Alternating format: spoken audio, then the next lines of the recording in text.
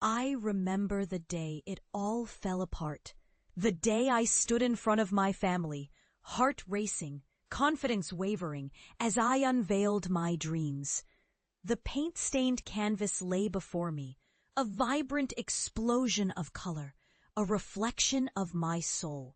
I had poured every ounce of my being into that piece, hoping it would shine light on my ambition to become a painter.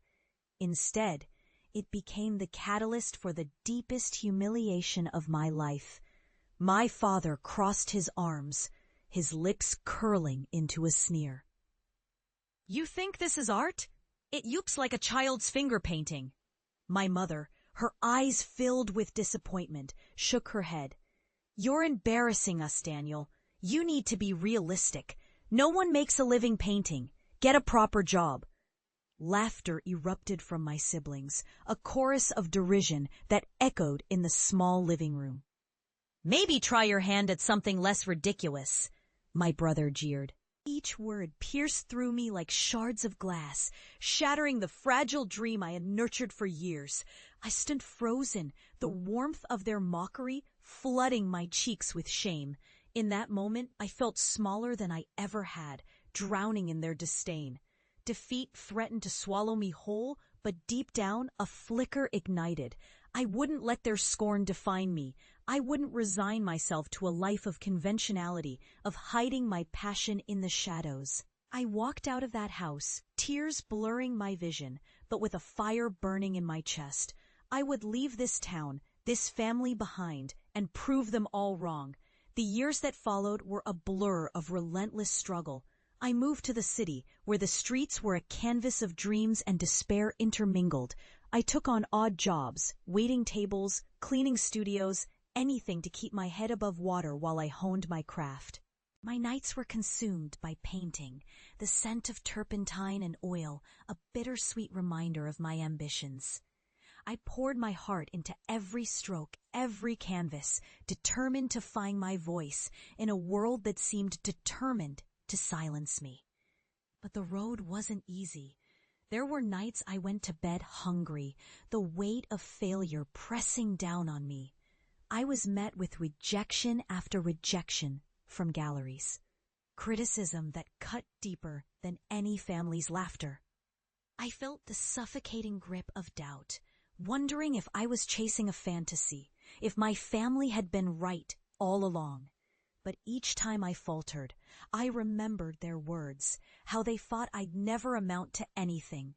That thought became my fuel, igniting a relentless drive within me.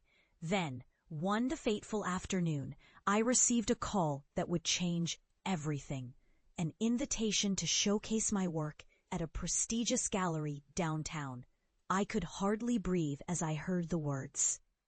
My paintings would be displayed alongside established artists. My name would be in lights. I was no longer the boy who painted in his basement, but a legitimate artist. The night of the exhibition was electric. The gallery buzzed with excitement, art enthusiasts and critics milling about, sipping wine, and admiring the displays that adorned the walls. I stood nervously near my pieces, my heart pounding as people whispered, laughed, and pointed. This was the moment I dreamed of. This was the moment I had fought for. And then, amid the crowd, I saw them.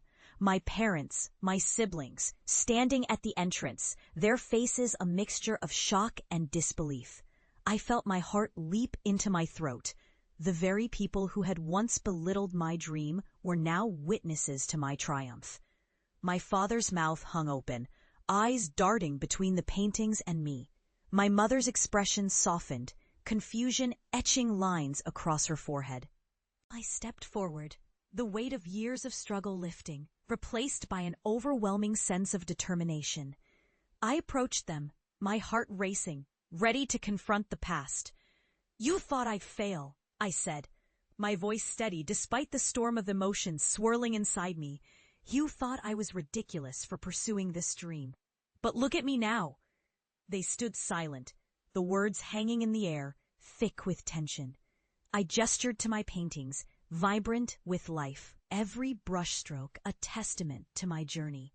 This is who I am. I fought for this. I refuse to give up. My mother's eyes glistened with tears as she stepped closer, almost tentatively. I didn't realize. Her voice trailed off, swallowed by the weight of unspoken words. I could see the shift in their expressions, the dawning recognition of the passion I had fought so hard to cultivate. My father's harsh demeanor began to crumble, replaced by an understanding that shook him to his core.